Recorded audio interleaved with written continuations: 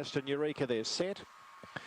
Racing slowest away was Loco. Luca's going to settle last. Awesome Asset best to jump. Horry's Prince the outside, and here comes He's a Natural going around them as they bunch right up. Loco Luca's going for a narrow run on the inside, and Aston Eureka back in last. Boy, there's only about 2 lengths first to last. Awesome Asset just had the front. Loco Luca the inside out wide, then Aston Eureka winding up, but it's Loco Luca. Loco Luca wins it in the end from Awesome Asset, and then came Aston Eureka.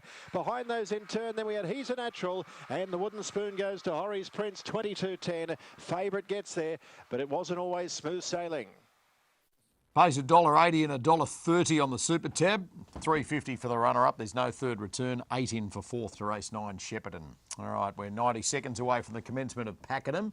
And from the on-tracks, the favourite is Ciliata, number 10, 2.30, 2.35 and into 2.15. That makes it best back. Galactus is 2.50 out to 2.90, back into $2.80. Little skim at odd Steel Choice, and also Squalanda on debut for Ben Allen, which is 13.15, back into $13. Little gear tinkers today for Ciliata, second up. Blinkers have been removed and the visors go on. Was here at the Track and Trip on a soft 7, same surface tonight. Last time out, hit the line nicely for a third behind Oxley Jack, only beaten a length or so.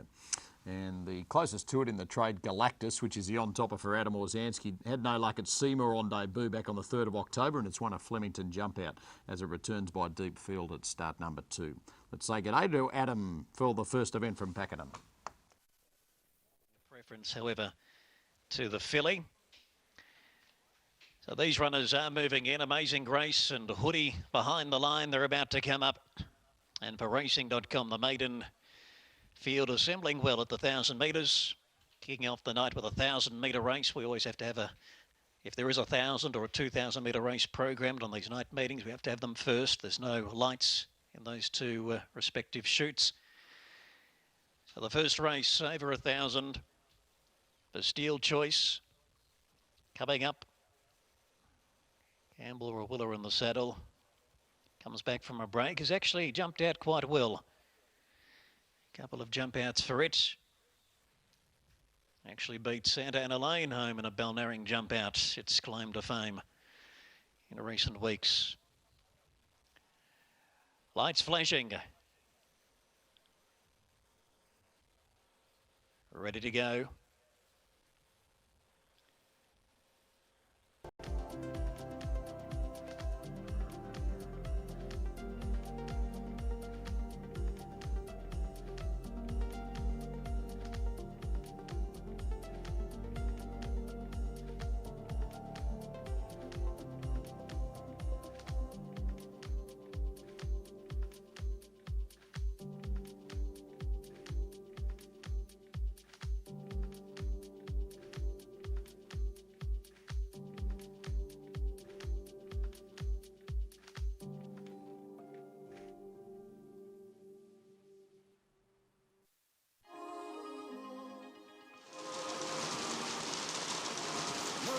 This is really heavy rain now. This is about as heavy as it's got, Bevan, isn't it? We've got falling now.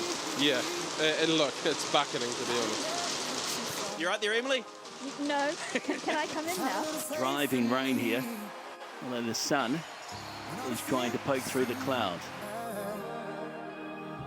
You can't believe, I'll be standing by your side. The rain has faded away. We're seeing a little bit of sunshine, Bevan Sweeney. The action outcoming across the next 3 races is outstanding. Your deal now in the red, $1.80. They go towards the line of the Sistema. Oh, Your Deal, I reckon. Opie's got a 62nd. Group 1. He really got stuck into him and he just fought so hard. He's just a top quality horse.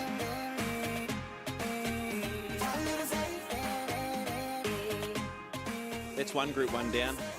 And this one, well, it's mouth-watering. What's in front of us here is a 2-horse war at the 100 metres. Melody Bell, dance on the outside. Melody Bell's kicking, dance, can't quite get her, Melody Bell. That's 5 Group 1s this season, and another one for you know who, the bloke on top. Second, dance. Shit, I thought Dance had me when she came up beside me, but she just put her head and just didn't know when to lay down, and I just love it a bit, so. Whenever you need me, have a little faith. Right, Barfoot and Thompson Auckland Cup. Glory days, Sam Collins looking for her first Group 1 winner, and you've got it, Sammy. Glory days for Bill Thurlow wins the Barfoot and Thompson Auckland Cup. Sam just said to me she's trying hard not to cry, and Sam, that is just how massive this is for you. To get this is great. I know they cornered the race in 91, so that was pretty cool. I was here as a kid that day, not that I remember much, but it's awesome, you know, I'm just so wrapped.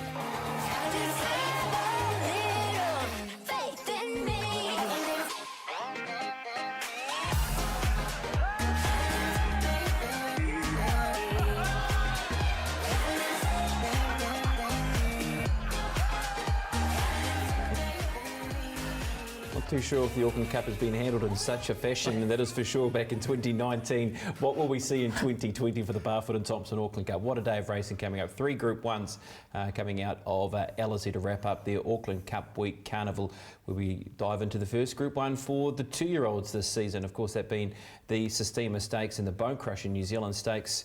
A field full of depth and really merging on our weight for age horses for 2019-2020, that particular race on the weekend. Job by Jason Tan and Aidan Rodley. And Jason, yeah, a great weekend to look forward to, but also a weekend that we look back on and go, wow, just what happened? Derby and 2 feature wins out of Sydney for Jamie Richards and Opie Bosson. What a buzz it was. Hi Brendan, hi Aidan, nice to be back. The Vodafone New Zealand Derby itself didn't disappoint. I know it was built and billed as a 2-horse race between Dragon Leap and Two Illicit, but ultimately it was the best stayer in the race in Sherwood Forest who won it.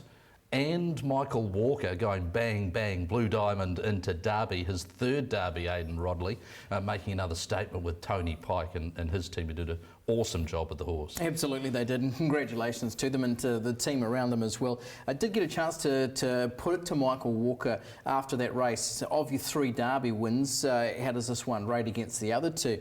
And he said to me, he's a better horse than Military Move. He said he's probably not a better horse than Puccini. Puccini just had the ability to quicken and do it at both ends, but he said he is a better stayer. He said he's an out-and-out stayer. He wants to go further, and that bodes well for what's coming up in Sydney. He goes Rosehill Guineas and then on to the Australian Derby. Just what a day of racing it was, and then to cap it off with the 2 amazing performances out of Sydney were great. Obviously on the downside was Catalyst, who we have found to have been injured and heading home now, so won't be in the All-Star Mile, but when you look back, I think it'll be one of those derbies for the ages. Yeah, certainly, and looking forward to out of that race, as you said, Sherwood Forest, but also maybe Scorps as well. Jason, heading over to Australia. Dragon Leap, we're still not sure what's going to happen plans-wise there, but Scorps certainly it becomes a chance in a race like an Australian Derby. Look, it was one of the faster run derbies in memory, I think the fastest in over 20 years. So those horses that figured there, a horse like Scorps, who made a really good late run, was probably unlucky, you'd have to say. You would go over to Australia with some confidence if he can hold that form and even find some improvement, that he's going to be right in the thick of the 2,000, 2,400 metres of the Rosehill Guineas into the Derby itself. Two Illicit, where she goes after this remains to be seen, but you'd have to think that she's got a great career ahead of her, particularly in the next 18 months, such as the quality of how she's progressed. Dragon Leap, we think Hong Kong, but we're not sure what's next. Well, it sounds like just from being out and about this week is that maybe there's a chance that maybe all 6 of those horses, the first 6 home, can go. By all accounts, Roger James is really happy with where all 3 of his have pulled up. Chance that Two Illicit does still head to Sydney for the Vinery Stud Stakes, and even Dragon Leap, I don't think they've ruled out a Sydney campaign there as well. And geez, those runs in behind from Reggie Wood and Monolulu, they were massive as well. So, you know, we could eventually, you know, have all of those horses head to Australia, but either way, it was a high-class running of our Derby, and I think we'll remember Sherwood Forest for a little while yet. Yeah, and I think a race like the Manawatu Classic might be an important race as well, just to be able to iron out where some of these horses do go as well. Horses like the Monolulus and the Reggie Woods, that's a sort of race that might be on the radar. It was key last year, wasn't it, for the Chosen One, who went over there, then ran 4th, massive run in the Australian Derby, then won the Frank Packer Plate, and of course he goes around tomorrow in the Randwick City Stakes as well.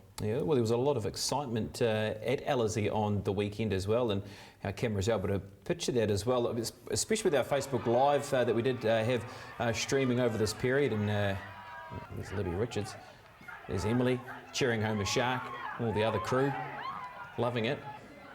Oh, what's this? Oh, here it is. What's this? No, which was this the first or the second? This is the second one. I could tell you what, the Probabeel one was a whole lot. And I was out by myself in a little area that I didn't think anyone was filming, to be fair. Just soaking it up. You're looking around. It looked like you needed someone to high five there. I definitely, because I found Hamish Hayes after the first one, which was attached to the Tiago camp, and obviously Probabeel was massive as well, but pretty exciting stuff. What we didn't see in the first part with Libby Richards and Jason Smith is when they were watching Probabeel is their faces at about the 400 metre point to about the 250 metre point when Probabeel and Opie Bosson were in a whole world of pain. And then once she got into the clear, how she was able to balance and release late to hold out and go past Well, that's the funny thing, but by being in that public area where I was and sort of being a little bit anonymous, there were people around me and a group of young fellas at the table beside me going, she's going to run last. And that was the feeling. Everyone out there was sort of down a little bit. And I knew Opie had sort of said, she's a horse that needs constant niggling through a race, so you never give up. But she looked beaten, and for her to emerge like she was, that was just phenomenal. Geez, that's burned in my memory now. Yeah, well, there we go. Now, great excitement. And what will we see on the weekend out of Ellerslie? But of course, it's a great opportunity here on the first call as well to be part of our competition via Facebook Live tonight. And it is the TFC Best Bets competition. Well, $1,300. So Pineapple Girl was the selection last week for Ryan Bellingham, which unfortunately didn't come home in first position. So now this jackpot it's keeps on going. Been there to be won the last 2 weeks. Yep. Patsy's less, and then if either of those two horses had won, they took the money. So it is there, and obviously you just log on to the Facebook page, put your best bet in there, and $1,300 with winning. Yeah, you've got to pick the winner, I suppose, and we've done enough, haven't we? We've done enough over the past 13 weeks between us to deliver a best bet or two, or sometimes... Well, I don't think anyone got home, but luckily Lucky Punter didn't either. But so another opportunity. Start dreaming of what you might do with a $1,300 bonus bet. $2 shot and just walk away with $1,300. That's definitely one play. It's getting to that sort of size where you'd be looking at that, wouldn't you? Yeah. All right, let's move on and find some winners for the weekend. And first race we're going to look at is the Bone Crusher New Zealand Stakes, and this is race number 8 on the program, where we do see favouritism around Avantage, $4.50 into $4.20, taking support and really does mirror a similar preparation to Melody Bell from 12 months ago.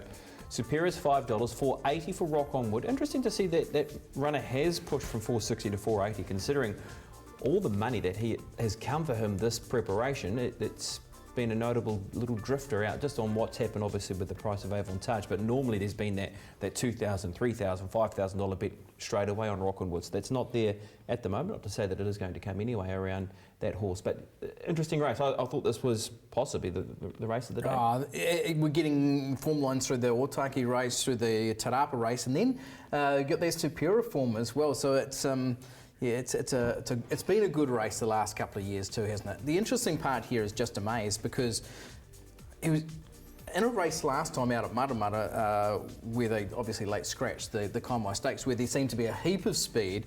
Now this one not so much, so here's a chance of getting this all his own way. True enough, in Gino Severini, the other two go forward horses in the race, and then it's just what they do. Rondinella Avantage with really good draws. I think they'll be positive. Tiptronic on the rocks has got a tricky barrier draw, but I don't think they'll mind being out of it, because he's being sort of disadvantaged by being caught up on the inside in his last couple. Then you've got Rock On Wood, Prise de Fer, and I think Superior gets back from the white. I think Rock On Wood 6, Prise de Fer 8. I think they will just sort of tend towards the back of the field. Okay. It's just that I agree pretty much with your map there, 100%. It just depends on what happens in the middle stages of that race. I'm not sure that you want to be getting too far back. There's going to be enough sort of quality in the first half of that field that you won't want to be sort of standing too much at the start of a start of 600. So it'll be a tactical affair. It became a little bit like that last year, didn't it? With Melody Bell and Dance, and Craig Grills and Opie Bosson were pretty keen to get their horses sort of moving at the right time. But knowing, say, with Melody Bell, which has parallels to Avantage, that they wanted to make sure that she was relaxed so she could get a trip. Speaking of Melody Bell last year, and I'm sure that'll be Obi Bosson's plan this year. Just one point on that, Matt. Look, if you're with Justin Mays, it's a horse who's been best over 2,400 metres, right? So I think they'll want it to be a staying contest. So that I would imagine they'll try and make it as truly run as possible to get those horses who may be a little bit suspect at the distance out of their comfort zones. Fair, yeah. And so because of that, that may just mean that it's run at a more genuine tempo than the tactical battle which it might otherwise have been. That's a fair point, because that's right, you wouldn't expect Justin Mays to have that tactical change-up where it could sprint sort of 33 and a half. Not that they're necessarily going to do that at the back end of 2000, but that's if they went really slow for a big part of that. Just a quick talk about the track, BP. Yep. The running rail is going to be out on the bend, but is going to be in the true position in the straight. So I think it might be out 3 metres. Or something like that, from the 1,000 to the 400. Okay. And the weather's meant to be fine. I know this meeting has been dogged by some pretty ordinary weather at times over the past few years, like last year, for instance, but the weather's meant to be picture perfect. So if you're booked to get on track to Wellesley, it's all go, green light. Nice one. All right, well, let's now touch base with Jamie Richards with a two-pronged attack going into the Bone Crusher.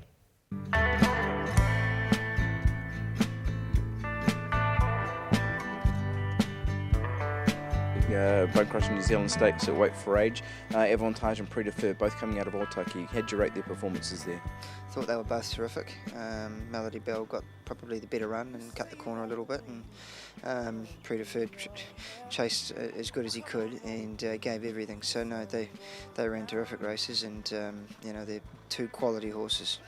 Freudian slip because you said Melody Bell, but I know Avantage won that race a year after Melody Bell. Is she getting to be the same sort of class? She's got a long way to go yet, but the exciting thing about Avantage is that she looks like she's going to get a trip, the way that she's racing, and Melody Bell wasn't able to win a Telegraph, and she's ticked that box, so next year could be her year. Would be some feat though, winning a 1,200 metre race at the end of January and at the beginning of March winning a 2,000 metre race, both at Group 1. Yeah, she's got a great constitution, that mare, Avantage, and I think that's probably one of her biggest attributes. She eats and sleeps, and she's a strong quality mare. And she's by a champion stallion out of a Zabeel mare, so she's got a lovely pedigree as well. Predefer has obviously proven at 1,800 metres in a Taranaki Cup. The 2,000 metres should be right up his alley, shouldn't it? I don't think it should be a problem to him. He is out of a female family that's got a lot of speed in it. But the way that he's racing, he ran out a strong mile there. He does like Ellerslie, he's won the Rich Hill there. So the 2,000 metres shouldn't be a problem.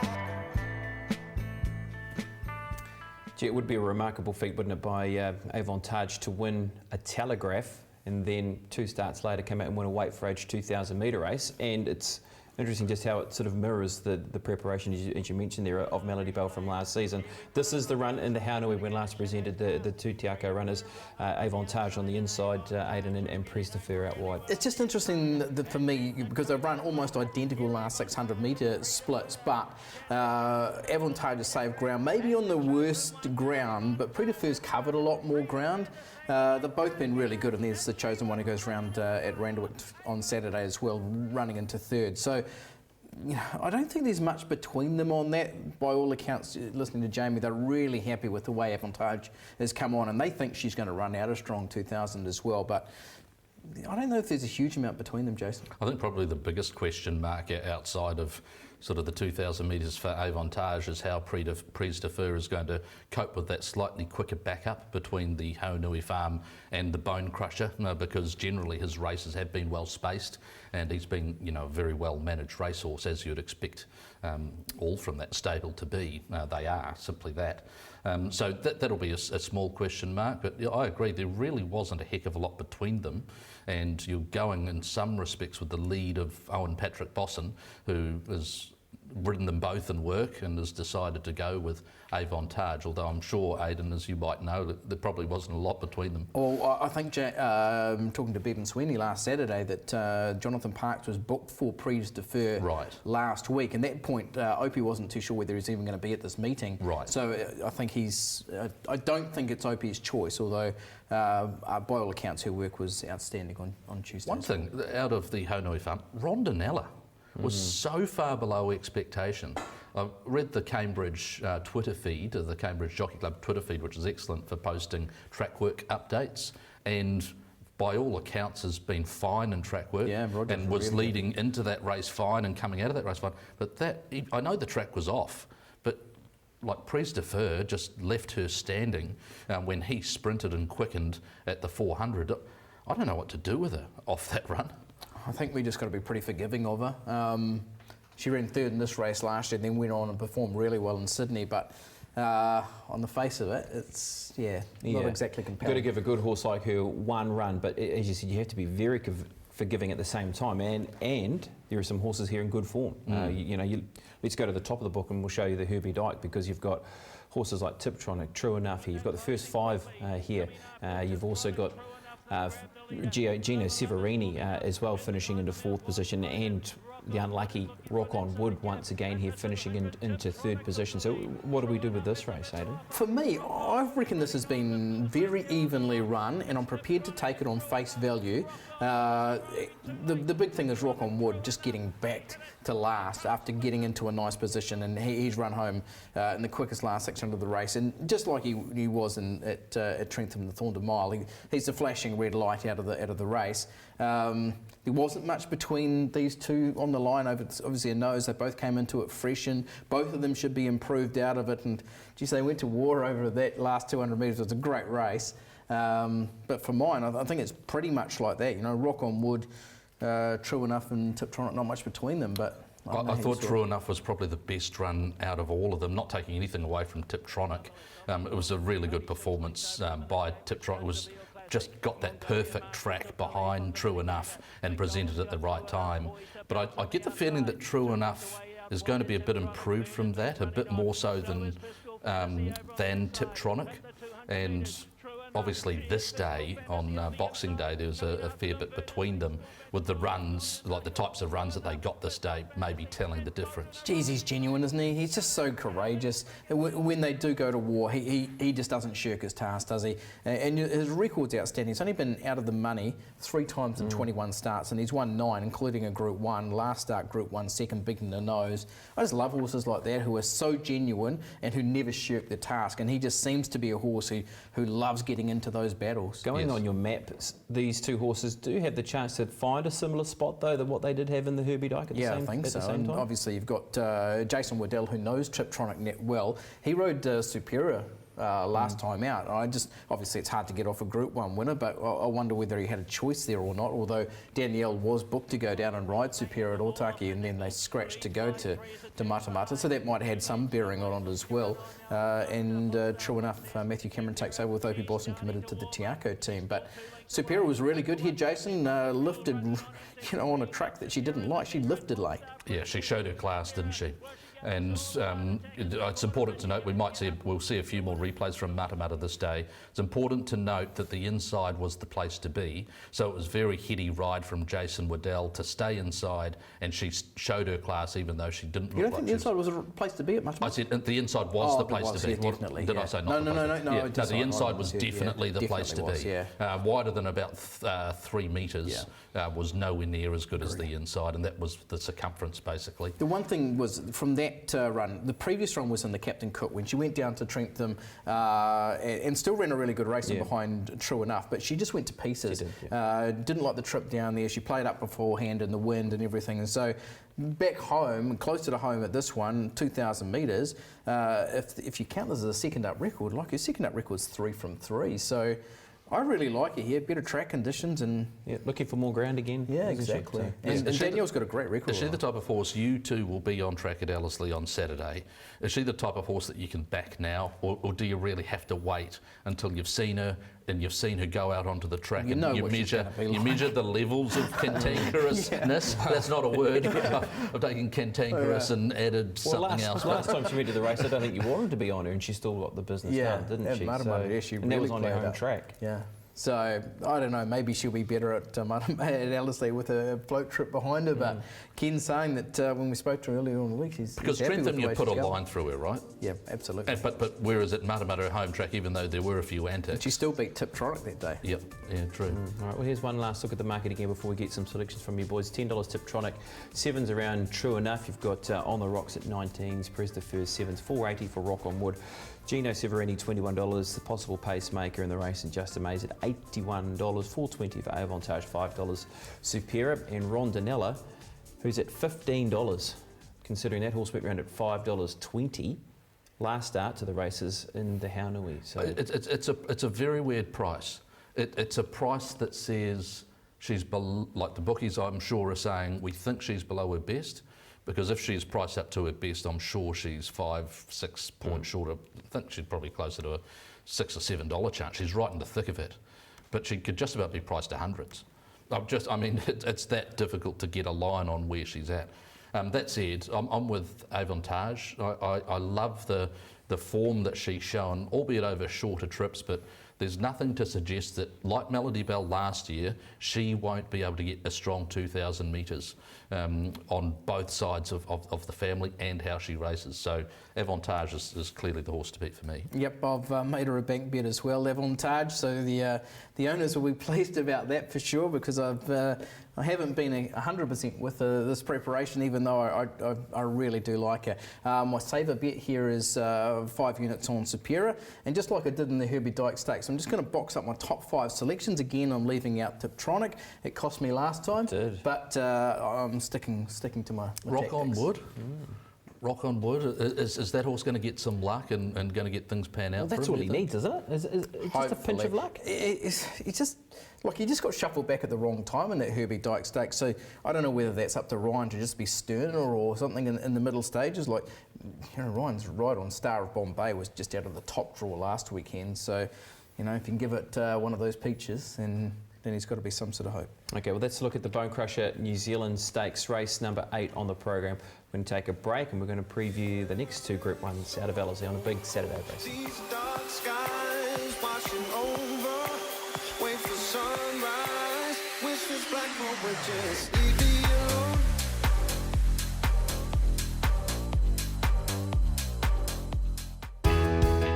Kamada Park is a one-stop shop when it comes to preparing budding champions for a racetrack career. Kamada Park offers the perfect environment to educate your young thoroughbred. The first 2-year-old race this season saw 2 Kamada Park graduates fight out the finish. Kamada Park is supported by top New Zealand trainers. Contact Anna Swenson today.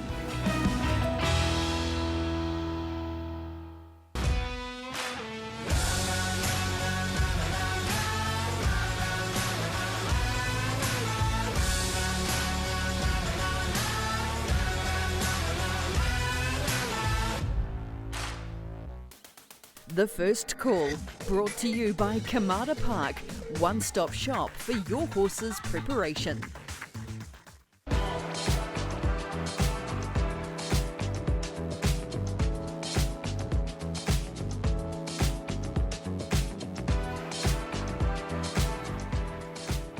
Right, welcome back. We are going to have a look at the Auckland Cup now. This is a race over the distance of 3,200 metres, the ultimate test, and what a field aid. And when you sort of break it all down, you've got Sandown Cup winner, you've got a couple of Pakenham Cup winners in there, a couple of New Zealand Cup winner, a couple of Wellington Cup winners, so it's all there for everybody on the weekend, isn't it? Sure, there's a couple of Australian influences with the Zero and Sound. We're going to claim Meta James as ours, even though she's probably produced her best performances overseas, but certainly it's been Mark Lupton package. Platinum Evada, who won that City of Auckland Cup. Filar's been knocking on the door as well. The Good Fight and Salsa Faye come out of that Wellington Cup, so it's a really engaging Auckland Cup, and of course set weights and penalties means that, well, with 56 with his Euro, the bottom of 53.5 with Eda James is only a 2.5 kilogram spread. So it really should mean that the best star wins this race. Yep, Paisley Park, a Dunstan feed winner, a Joe's Legacy, a Kaimai Stakes winner as well. So you've got horses coming with great form, and then you start working your way down to the bottom here. You know, look, even D&G is a horse who ran 4th in the Cup last year and won the New Zealand Cup this season. Salsafe won the Wellington Cup, and Etar James is a horse who won a Pakenham Cup. Okay, speed-wise, well, you've got Big Mike who's drawn an inside gate, and as we see from him, he's got himself back into form of those couple of victories on the East Coast. Yeah, a couple of victories with the Apprentice Claim and on rain affected tracks, but by all accounts he's come through it really well. So he goes forward along with Dragon Storm. Roger that, Bully Boy, Joe's Legacy, and normally go forward horses, but they've got those big numbers in their barrier draws here. Etar James should get a lovely spot, as should Sound. The Good Fight, maybe they might want to be a little bit more positive, but I've mapped him fall back the fence. Gorbachev, they'll be positive, and I think they'll be positive with Paisley Park. So that should mean that early at least that this is run at a genuine pace while they get to their positions. After that, who knows? But then you've got those stayers, the Salsafes, the Filars, and behind is Euro, who's, I think they've got to go back, who will be really making sure, and Platinum Invader getting back there on the inside as well, like he normally does. But when you look through it like that and how it might unfold, this is going to be some engaging Auckland Cup. It will be. Okay, we'll go to the Avondale Cup, because this is a key reference. It was a couple of weeks ago, and this is a run where, gee, you break this down, there's a few to take out of it. Obviously, second and third are the probably the first two key indicators, and then you've got Falar and those type of horses. But first of all, Jason, we'll concentrate on the run of Platinum Invader, who is the favourite for the Cup. Purple on the inside, taking inside runs with Leith Innes, and widest of all is Filar. Interestingly enough, Etar James is third from right and fighting on, but doesn't get the clearest of runs here. Platinum Invader just needs to push out a fraction. Did that cost him? It might have. Boy, he really comes strongly the last 100 and just misses. So you'd have to think just even that minor sort of piece of movement possibly cost that horse. Drops 3 kilograms.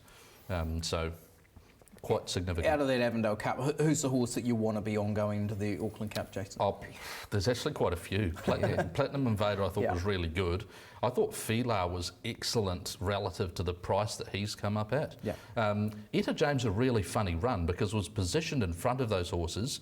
They showed her for a turn of foot, and then she came again on the line. So essentially Platinum Invader's come from behind her, finished in front of her, but on the line she's still bobbing and still strong, and she's got a massive weight reduction compared to the Avondale Cup for the Auckland Cup under the conditions of the race. So those three definitely interest me.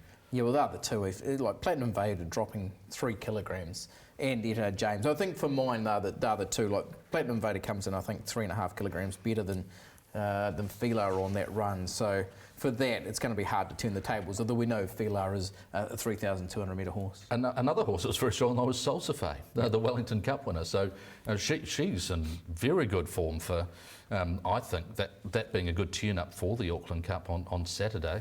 Yeah, well, let's talk about the Wellington Cup, because there's enough to take out of this as well when you consider Salsafe the winner and the Good Fight as well, finishing into second position, and a host of other horses in behind in the Wellington Cup to give themselves a chance here for the weekend. But yet, Salsafe, now we know the horse is a genuine 3,200 metre horse here, taking the race out and beating the Good Fight, Aidan. Yeah, the Good Fight run was enormous from where he was in traffic, and the amount of ground he's taken off Salsafe, very good. But like you say, Salsafe is a 3,200 metre winner, now goes to an Auckland Cup. But it's just showing this is an Auckland Cup of real depth. So it's an interesting preparation from Sean Ritchie. He hasn't started again since the Wellington Cup with the Good Fight, but it's a planned move, and it seems to be coming off. He's really happy with the condition. Draws barrier 2, so should get the spot that they want, and we know he stays the 3,200. Well, let's move on to the Australian horse in the race, and this is a chance where we can mark up a couple of other runners, and this is a Zero winning the Sandown Cup here, Jason. Etar James runs 4th, and Sound, who does finish 5th in this particular race, and a better weight swing for Sound on this race on Saturday compared to this on this occasion. But how do you line up a Zero? Because obviously the distance form is there. He loves to go 3,200 metres, and this was over 3,200 metres in the Sandown Cup. Well, just did Sound for a turn of foot late, but it was a very slow run first half of this race. James Winks, who rode Sound this day, decided to pop out and get rolling, I think from about the 800, maybe a bit further out. So he had to sustain a gallop. and was left tracked and beaten by Azuro. I really like that performance. I just sense that Azuro's just got that, maybe that slightly better turn of foot. Things with Sound, he comes in so well, but he hasn't won since he left Germany. So it does concern you a bit. Like, thing is, he's been close up in some really good races, like not beaten that far in a sit sprint Melbourne Cup, for example. Beat half the field home. But that was, that nature of that race probably flattered him slightly, how that race was run. But you've got to respect him. He's in at 55, so he's thrown in really on the best work that he's done. He just hasn't put his nose in front, which just sort of worries me a bit. One thing about that Sandown Cup, which I think we've got to take into a real account, is that the money.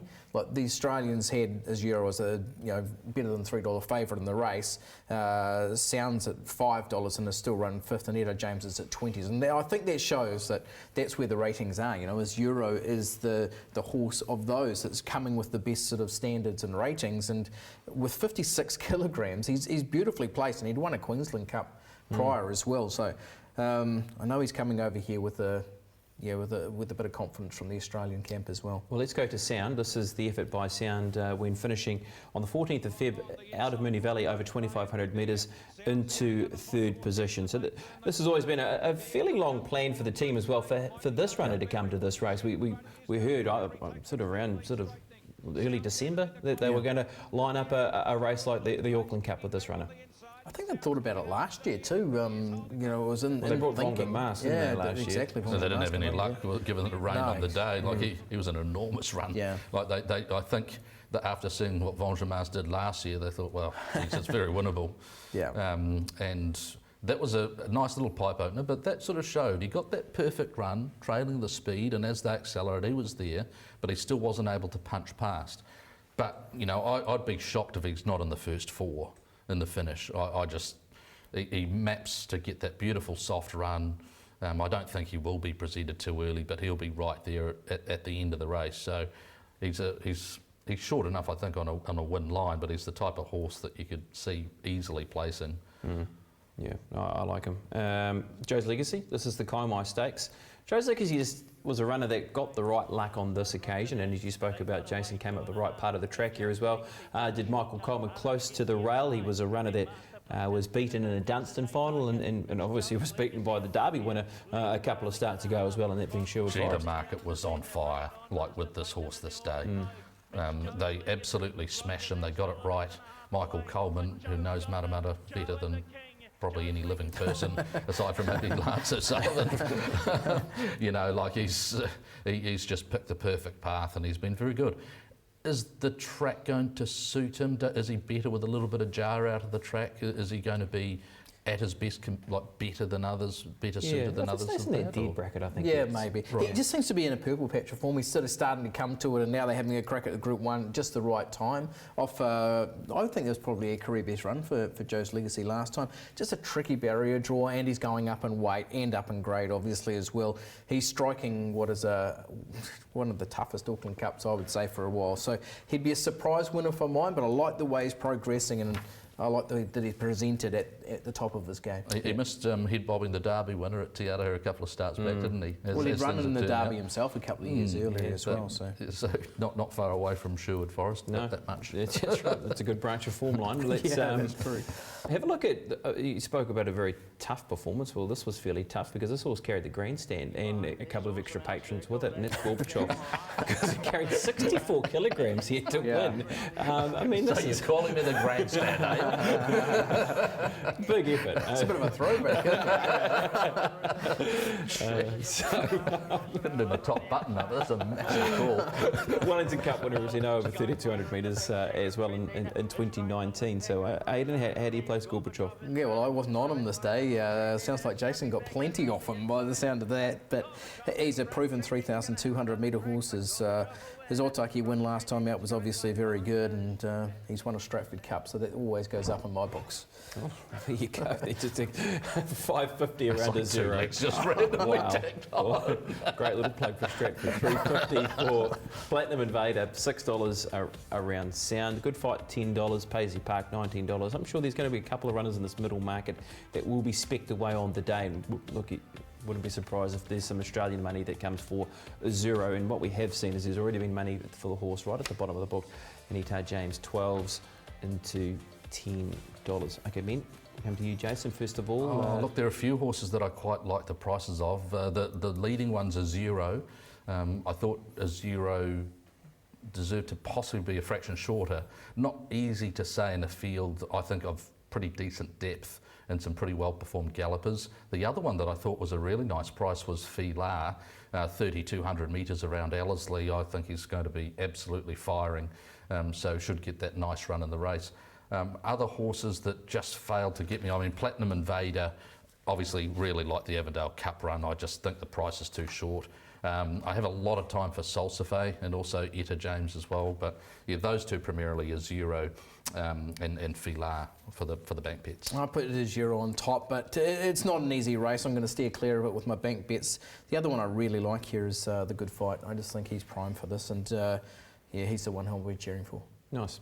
I'm going to have a split bet in that race for my bank bet. I'm going to go Sound and Etta James as the two horses I'm liking in the Cup this year. But yeah, it's a race where I think if a leg of the quaddie, it's almost you might need a little insurance ticket with a few numbers on it just to see, just in case you jag one of those roughies at about $15 to $20. It could be that type of race. Let's move on to the first Group 1. It is for the Baby Sistema Stakes. We see Cool as a Beal 220 into 210. Play That Song is flatline at the moment at $2.20, no movement, and interesting, especially with the horse who was so strongly supported in the Karaka Million, very, very late, of course, with all that money coming for that runner. Bonanza $7, and then you've got Snapper 21's Kelly Renee, who won a good race last time out, of course, behind race rival, and $23 in the Mudda Mudda Breeders. Tavan Warrior $41, Laced with Gold $41, and Only Words at 101. All right, what happens here with this speed, Aidan? What have you lined up here? It's a little bit subjective, but I think Cool as a Beal will hold the front here. They were quite happy to trail last time out.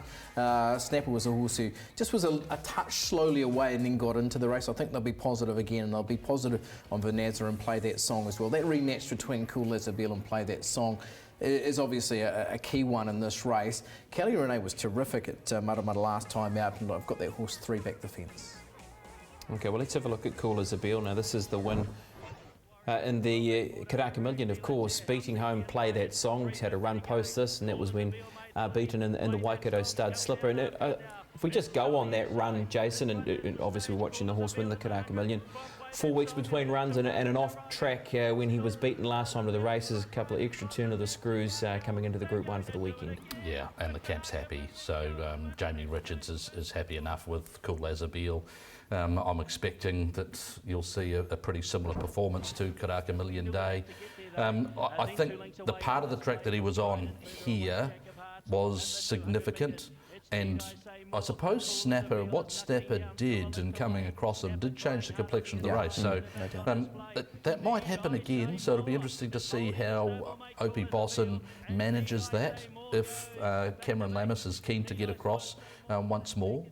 Whether he does make that extra effort to hold, or whether he's got room to take a trail and maybe pop off. But yeah, I think there are a few excuses there that you could easily see that sort of turned around. Yeah, okay. Well, this is the Mudda Mudda Breeders now, Aidan, as we have a look at 3 of the fillies competing here on the weekend. And Kelly Renee did go up here and looked like was going to go up and possibly win it at blowout odds, but this horse on the inside is something about her. I really do like this horse by more than Ready and Vanazza. Absolutely. This was a whole lot later in the day than the Mudda Mudda Slipper, so the track had deteriorated. But Kelly Renee was very good out centre track, was we've spoken about not being the right place to be. But Vanazza was good as well. She's now won her last 2 and seems to be an improved filly. The win at Ellerslie 2 starts back was pretty good as well. But it's just interesting to see how that form correlates to the Karaka Million and the Mudda Mudda Slipper as well. The time was obviously a little bit slow, but it was 4 races later in the day. And there was misty rain and very much a deteriorating track, exactly. Is Kelly Renee an excellent top 3 bet? She seemed a crazy win price anyhow. I assume that they're paying 4 places as well, right? Yeah. So she just needs to 8 finish. runners, I'm pretty sure they 8 runners, in a Group 1 race, a stakes race. So Gee, she was big. She was off the track the whole way. She had no easier run than Vanessa and was right there. Quickest last 600 of that race as well after covering extra ground. She gets a soft run 3 back the inside. Like, why couldn't she poke up and be a top Well, it's that sort of race because Cool as a Bill play that song Vanessa. They're the 3 in single figures. So if you say it's those 3, you're fighting for one more spot. So if I think you're looking for $4 for a couple of other runners there. So if you believe that she can run a top 4, well, she might even turn the tables on Vanessa. Her run was, I think, just about equally as good. So the interesting one is play that song because while she's run second to Cool as a Bill last time out, the last 600 were just about the same. It's just as she's gone up there and Cool as a Bill's repelled the challenge and she's gone again. But Cool as a Bill had a softer run, I think, than her. She's been fresh, and while that means that Cool as a Bill is probably more seasoned, it might just play into her hands. She was very good prior to that. She beat Not an Option, who's just headed to Sydney earlier on this week. So I wouldn't be ruling her out. I know the market's got her pretty safely held. I'm actually going to go against it just because I just think Cool as a Bill should be just right and ready to go. And speaking to Opie Boston earlier today, said that his work was terrific this morning. So I'm going that way, but there's respect about a few in here. Yeah, I mean, he's a brilliant trainer, Nigel Tiley, and I know that Jamie Richards has sort of stated that obviously he's got a lot of respect for her. That market move on Karaka Million Day for her was, I haven't seen anything quite like that. I know we saw a big move on To Illicit pre-Derby, and we've seen, some pretty significant late moves, but that was something else because it was not only her shortening, but Cool as a Bill going out the gate. And as that race panned out, you'd wonder how didn't that happen the other way. He get to $9 and something, didn't he? Cool as a Bill. Yeah, on the tote got to $9, but yeah. But anyway, sorry to digress. I haven't taken a back bet for that race. I'm playing Cool as a Bill on a win basis. All right. Okay. Well, don't forget too, we've also got some extra coverage for you on Auckland Cup Day. We do have Facebook Live for you. So this is what we've got Auckland Cup Day coverage. 10 a.m, the Punters Lounge, live with Jason at 10 a.m. 3:30, we'll have our Facebook Live Ellerslie only coverage. So that'll be covering races 6 through to 9, the Sistema Stakes, the Bone Crusher New Zealand Stakes, and the Barfoot and Thompson Auckland Cup. Gee, it's a big day, isn't it? Yeah. We've got Opie Boss and Lee Finnis on the Punters Lounge live with David Eustace and Mike Maroney, just to warm everyone up before the big Saturday of racing goes with you. So that'll include the big races out of Sydney as well. We've got Bostonian and the Chosen One there. I think they're in that little gap, is it? No, it's just going to be Ellerslie. Just Ellerslie, okay. Yeah. I think it just, obviously the last time we did it, it was able to fit and glue quite nicely, but this time it's just, the fit's not quite there. Yeah, the pieces of puzzle, no, it's not quite fitting there, Aidan. But anyway, we'll talk more about Australian racing right now because we've got Clint Hutchison on the phone. Nice to have you with us, Hutch, on a Thursday night. And first of all, a couple of Group 1s, both states. We're going to go to the Canterbury Stakes, and we do have some New Zealand interest in the race as well in the Bostonia. But how do you see this race shaping up? Oh, very competitive. I think the big thing about across all the Group 1s on the weekend is the weather conditions, because we've had sort of record levels of rain here in Melbourne, and apparently they're copying it in Sydney as well. So from that perspective, I think it's a very interesting concept. It might it might somewhat detract, I think, from the 3-year-old standout. But look, you got some pretty proven performers in there, and Savatiano, the Bostonian's obviously well credentialed. Probably suits Be Good to Your Mother a little bit, but the pace should be good, I think, with Be Good to Your Mother involved in the race. And a number of them are peaking for it. Field of 7, we've seen something that we've also seen a bit of lately in a few of these feature races, smaller fields of late. So, but look, it's going to be a good edition. I wouldn't say it was vintage. They've gone with the Colt, though, the 3-year-old Colt at the bottom of the book, and standout as the bookmakers' league. How do you see it, Hutch? Yeah, I've on top. Look, I thought he was pretty good when he beat Elise in the lead up. Of course, he covered a little bit of extra ground, but gee, he hasn't done much wrong. He's only been beaten once. A couple of his races have rated very well indeed, and I thought he'd be the horse to beat. But I have a big but with this horse as well. I'm not convinced about him potentially on a wet track, whereas that might bring a couple of the others right into play. But we've seen obviously over here, and we've seen in NZ as well, some of the 3-year-old crop, they look pretty good, don't they? And he's another one of those that looks quite exciting. Well, let's stick with the 3-year-olds now. Clinton, we move on to the Randwick Guineas Group 1 over 1,600 metres. Really interested on your thoughts here on Castelville Cecchio at $5.50. Of course, a runner that was placed in the Cox Plate when finishing into second position in the spring. What do you take from his Hobartville run and also the other horses that were beaten in that race leading into this weekend? I really like that. I mean, Shadow Hero and Castle Vecchio, they met last prep, didn't they, a couple of times? And Shadow Hero probably had the measure. And I think Shadow Hero just is a bit more explosive and probably in this distance range might be more effective. I was really encouraged. I thought quite kind on him late in that race. There wasn't really a lot asked. You'll see Shadow Hero, and throughout the race, really, Castle Vecchio was under the pump to keep tabs. And whilst he was strong through the line, up on speed and probably close to the inside was definitely advantage this day, which suited the likes of Brandenburg. Pancho was on a nice run as well. But look, just late in the race here, Shadow Hero probably peaked on his run, wasn't really knocked about. I thought it was a really pleasing first up run performance. He's quite an exciting prospect, I think, Shadow Hero. And whilst he failed sort of when he came down here, I thought there were excuses in Victoria when he went to the VRC Derby, etc. But no, I think the pattern of the day on that occasion was quite telling, and I could see a different race shape. The thing with Castle Vecchio, I think this is right at the bottom end of what he wants. So he's a very talented horse. We saw that in the Cox Plate. No fluke there. That's just about the strongest form reference going around the world at the moment with Lise Crochet, etc. So he's hard to knock, but I just fear that he takes a bit of winding up, and I'm not sure that he'll just be doing his best work late. And from that point of view, Shadow Hero's got similar form lines, might be too strong for him.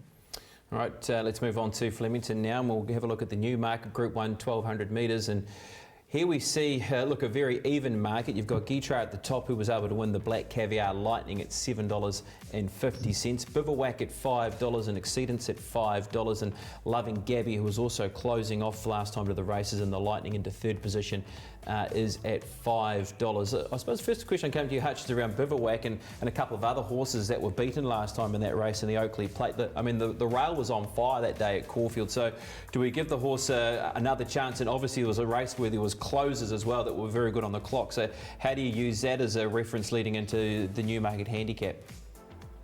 Yeah, very good question. I'll tell you what, the thing was, obviously Bivouac wasn't in the right spot and he was backed heavily with the pattern being known on the day. We'll talk about him in just a moment. Obviously he's showing a replay of Loving Gabby. It was very good on this occasion. By all accounts, her work's been terrific. I just find the winner very hard to knock. Guitra, he's 3 from 3 down the straight. He keeps stepping up.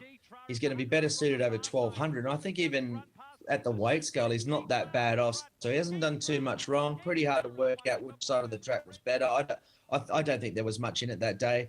But Guitra's open to improvement. And look, he's got to be a good chance.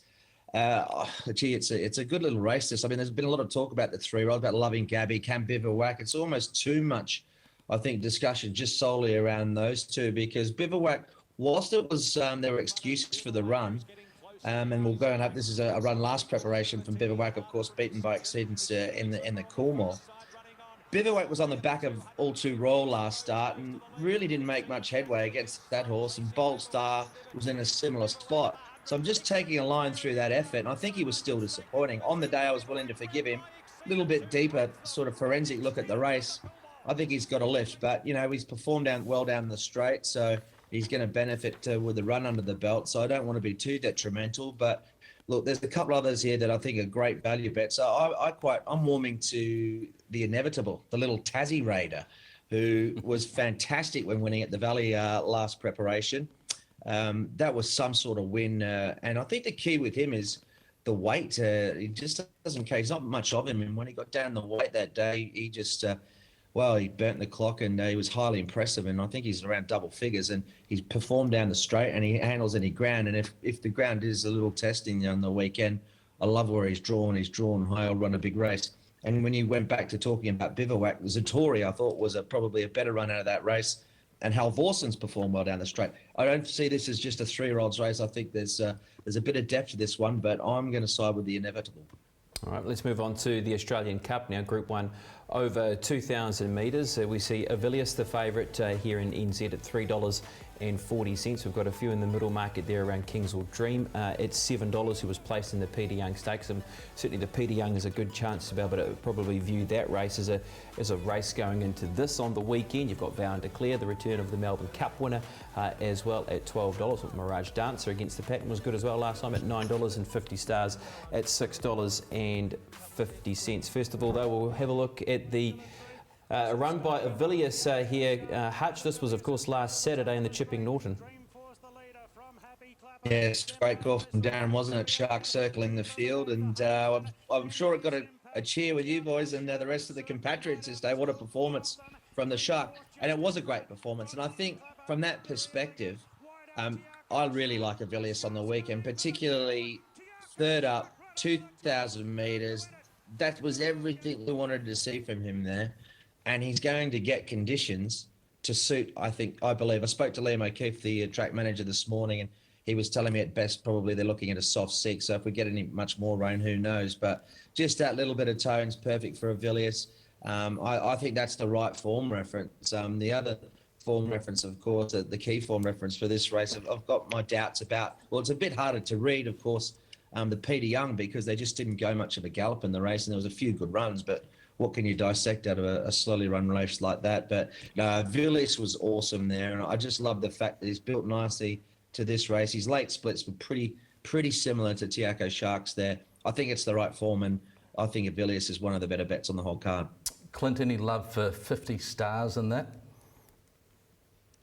Well, the backup, yeah. I mean, they had the decision, didn't they, where they were going to run. I thought he was probably a genuine contender. We saw him against Fierce Impact in the spring. This was a big win. This rated well, this performance. It was the best rating race on the day. They set a good tempo from a fair way out. And whilst Craig Williams said he took a lot of riding, I can understand why when you break down the sectionals, they were sort of moving along, and he was powerful through the line. So, you know, he's another horse that brings a different form reference, but he's a 3-time winner at Flemington. He's performed well at that level. I think he's got to step again, but look, I love the backup with him, provided he's come out of the race all right. We see it time and time again. Horses backing up can perform well. What they don't often do, though, is offer career peak, necessarily hold that mark, but he's certainly in the right sort of form. All right, Hutch, it's been great having you on board this evening. A couple of winners for us. What are you liking over the weekend? Well, I like Wild Planet. It looks one of the better bets, I think, on the card. Just beautifully placed, I think, Wild Planet, and should be extremely tough to beat. I know a couple of the boys I did the show with today over here in Victoria were also pretty keen, and just looks, it's race 5, number 10, so looks particularly well placed. I really like Avilius as well. And I was just looking at some of those replays you boys were going through. Vanazza seems to look all right to me as well. Look at that. Make sure you keep watching that Kiwi form as well, Clint. There's some more coming. So, thanks for your time as always. And, great to have you on board this evening, Clint Hutchison. One of the best readers of a race that I've ever met, Clint. Between him and Raymond Shane Dye. Clint, clearly not a jockey. Raymond Shane Dye, obviously one of the great jockeys, but between the two of them, their ability to break down a race and read a race really is something. Isn't it great to have him part of our show? Yeah, super. Great. Yep. All right. Well, we've got a man standing by in Petone now that's waiting nice and patiently for us, and of course that is Thad Taylor. Thad, 3 Group 1s to look forward to on the weekend. A very good evening to you. First of all, we'll have a look at the Bone Crusher New Zealand Stakes. Yeah, good evening, Brendan. Boy, oh boy, what a field. The Ellerslie Racing Club must be tremendously pleased with the field they've assembled. When you've got horses, we were having a discussion in the office today, when you've got horses like On the Rocks and Rondinella out at high double figures, it gives you some idea of the quality of this field. Look, we've got 2 Tiako runners, and they're both in excellent form. Quinellering the Group 1 last time out, Avantage and Prix de Feu. Avantage has been the early move, 450 into 420. We weren't too sure whether that money would come up over the 2,000 metres, but it has early around Avantage. Interestingly, Rock on Wood, who's been a terrible result at its last 2 occasions, particularly last time in the Herbie Dyke, we have not have a lot of money for early stages, $4.60 out to $4.80 at this stage. A bit of a drift early, Rock on Wood, interestingly. Supera, very, very solid at $5. It's had 1 start at the distance for a win, so that's right in commission. And true enough, in Tiptronic, say the forgotten horses, they Quinella'd the Group 1 Herbie Dyke at their last appearance, so they've got to be right in play as well. It's an excellent betting race. There are many chances. You can't write too many off. I'm going to say Avantage best bet currently, but the money for Superior is rock solid. Move on to the other two Group 1s now, Thad. That, of course, been the Barfoot and Thompson Auckland Cup and the Sistema Stakes. Yeah, an excellent betting race. Firstly, the Auckland Cup, Brendan, when Platinum Invader, a deserved favourite at 3.5. We all saw what it did last time out in the Avondale Cup behind Polesheath, getting home very strongly. You'd think the step to 3,200 metres will suit this horse down to the ground. So a deserving favourite and a solid favourite at 3.2. Look, if the Australians bought their A game, they'd be right in commission. They're $5.50 and $6 respectively, Azuro and Sound. We haven't had a lot of Kiwi interest at this stage, but I mean, Azuro is the winner of a Sandown Cup. Sound is run 8th in a Sydney Cup, 12th in a Melbourne Cup, and they both seem to be peaking at the right time, bringing that Aussie form. So just watch the movements around Azuro and Sound.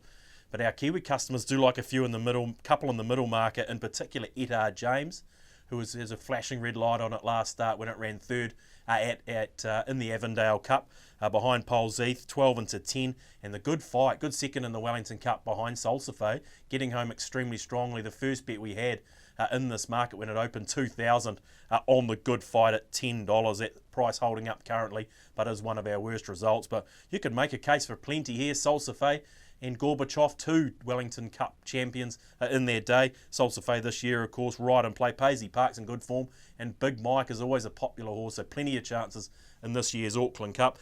In the Sistema Group 1 for the 2-year-olds, we've got the Karaka 2-year-old Quinella here, and Play That Song and Cool As a Beel. Play That Song started at $1.60, Cool As a Beel about $8.50. This time it's all Cool As a Beel. All is forgiven around this horse. We haven't had any money at this stage for Play That Song, so that's pretty interesting. Vanazza, the only one, the Matamata Breeders winner, 8 into 7, but pretty much one-way traffic in this year's 2-year-old Group 1, the Sistema, around Cool As a Beel. All right, time to go around the grounds. Anything else on the undercard out of Trentham and Ellerslie? Got one for you at each venue here, BP. One of your old favourites, actually, James Barry, would be deserving of a win. He was a good 6th last time out behind Dragon Leap. Goes into a mat race there in the last of the day at 3.8. Very, very well backed indeed. And Sheriff resumed with a strong win. Goes up against More Wonder. They're currently $3.20 favourites in the open handicap at Trentham. All the early money was Sheriff. So Sheriff and James Barry, if you want to have a little early investment into a couple of markets. First call special time, Thad. What do we have this week? Gee, well, we know our customers love a Tiakau train, and they got one last Saturday, obviously with Probabeel and Tiakau Shark. We want to let them jump on the train. We want to let your viewers, Pops, jump on the train. We're going to go. Interesting one.